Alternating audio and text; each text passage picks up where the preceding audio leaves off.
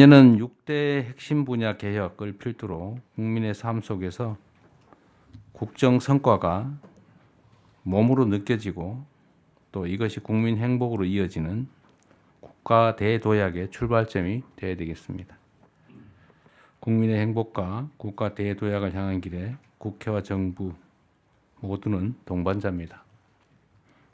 그리고 언제나 잊지 말아야 될 것은 이 나라는 소수 권력자들의 것이 아니라 국민의 것이라는 사실입니다. 개혁이란 본래의 뜻이 가죽을 벗긴다라는 거라고 합니다. 아프다는 거죠. 탈피를 하기 위해서도 아프지 않습니까? 그래서 우리 사회가 좀 더 나은 방향으로 또는 불합리한 점을 개선해서 정상화시키려면 약간의 갈등과 저항은 불가피합니다. 또 그걸 이겨내야 변화가 있죠. 그게 저는 개혁이라고 생각합니다. 네, 어느덧 새해가 얼마 남지 않았습니다. 이 6대 개혁으로 국가 대도약을 하겠다라는 비전을 밝혔는데 먼저 이 6대 개혁 어떤 내용인가요? 네, 이재명 대통령 6대 핵심 분야로 제시한 게 규제, 금융, 공공, 연금, 교육, 노동 이렇게 6개 분야를 제시했습니다. 그 6개 분야 모두가 사실 오랜 시간 동안 개혁이 필요하다고 여겨져 왔지만 좀 손대기 어려운 그런 분야들인데요. 이재명 대통령은 현재 대한민국의 당면한 최대 과제는 잠재 성장률을 반등시키는 것이라고 얘기를 하면서 이걸 위해서는 좀 구조 개혁이 선제되어야 한다고 진단하고 있습니다. 네. 특히 지금까지는 그러니까 올해 말까지는 비정상의 정상화, 그러니까 불법 계엄으로 인한 뒷수습 이런 것들로 바쁜 하반기였다고 한다면 새해부터는 비로소 좀 새로운 성장을 여는 한 해가 될 텐데 정부도 본격적인 구조개혁을 통해서 국가 대전환의 출발점이 될 수 있게끔 관련 준비를 철저히 하고 또 속도감 있게 준비를 해야 된다고 당부했습니다.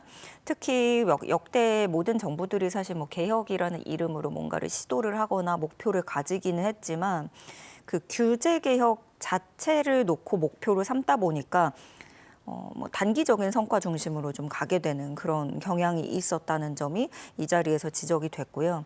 그래서 이재명 정부가 세운 목표는 이겁니다. 그러니까 규제 개혁을 통한 그 결국의 궁극적인 목표는 우리가 성과를 뽑아내야 된다. 그러니까 네. 성과 도출에 더 방점을 찍는 거죠. 그래서 이런 목표를 위해서는 어떤 뭐 분야별, 목표별 이렇게 세부 카테고리로 나누어서 세밀한 규제 개혁안을 세운다는 방침인 거고요. 가령 뭐 모든 분야에서 어떤 지금의 그 특수성 같은 것들을 접목을 해야 될 거 아니에요. 뭐 신기술 같은 경우에는 규제를 하되 또 그럼 유연하게 적용을 할 필요가 있고 풀 건 또 풀어줘야 되고 거기만의 특성이 있는 거고 생명 안전 관련된 분야라면은 풀어주되 또 적정 수준의 규제를 유지하는 것 이런 어떤 균형점을 찾는 것도 또 중요할 거고요. 네. 뭐 경제단체나 지역사회 이런 현장 목소리를 많이 들어가면서 규제를 합리화해 나가겠다는 방침입니다. 그리고 금융개혁하고 관련해서는 지금 우리 금융시장이 뭐 부동산으로 너무 쏠려 있다 이런 얘기가 이재명 정부에서 계속 나오는 얘기인데 또 하나는 이겁니다. 취약계층이 이게 고금리 대출로 내몰리게 되는 사금융으로 네. 그래서 소위 이걸 약탈적 대출이다 이렇게 지금 정부가 규정을 하고 있는데 계속해서 이게 제도권 금융 안에서 밀려나고 이런 배제되는 그런 상황인 거죠. 이런 악순환의 고리. 그래서 이제 정부가 향후 어떤 생산적 금융으로의 전환을 하기 위해서 그리고 포용적인 금융, 사회적 약자들까지도 포용할 수 있는 그런 금융을 확대하는 방식을 통해서 성장과 회복을 같이 가져가는 그런 뒷받침하는 금융 정책을 추진할 방침이라고 밝혔습니다. 네, 또 이런 언급도 있었습니다. 개혁이라는 말의 뜻은 가죽을 벗기는 것이다. 아픔은 필히 동반된다라는 뜻인데, 자, 이 언급은 어떤 의미를 담고 있을까요? 이렇게 한자를 풀이해가지고 설명을 해주시니까 새삼 개혁 이렇게 되게 그냥 관성적으로 써왔던 말이 사실은 이런 의미를 내포하고 있었구나라는 걸 새삼 깨달았는데요. 네. 입법 과정에 갈등이 있다고 하더라도 국민 뜻에 필요한 그런 일들을 해 나가야 된다, 개혁을 해야 된다라는 얘기를 한 건데요. 그러니까 뭐 기존의 것을 바꾸거나 어떤 그 새로운 개혁을 한다는 것 자체가 이해관계가 너무 상충되는 부분이 있고 당연히 반발을 불러일으킬 수밖에 없고 그래서 역사적으로도 그래서 어떤 좌초된 일들이 사실은 많았죠.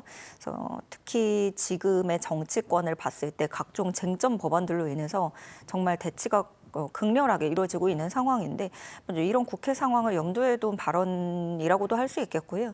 그래서 뭐 입법을 두고 견해를 달리하는 부분이 많이 있는 것 같다 이렇게 언급을 했어요. 그래서 주권자들의 뜻을 존중해서 합리적으로 좀 처리될 수 있어야 된다 이렇게 덧붙였는데 무엇보다 이제 갈등이 없는 변화는 변화라고 할 수 없다라고 하면서 이것은 어떻게 보면은 뭐 잘 차근차근 잘 해 나가자라는 의지도 있고. 좀 도중에 시끄러울지언정 포기하지 않는다라는 의지를 어떻게 보면 뭐 다진 거라고도 할 수 있겠습니다.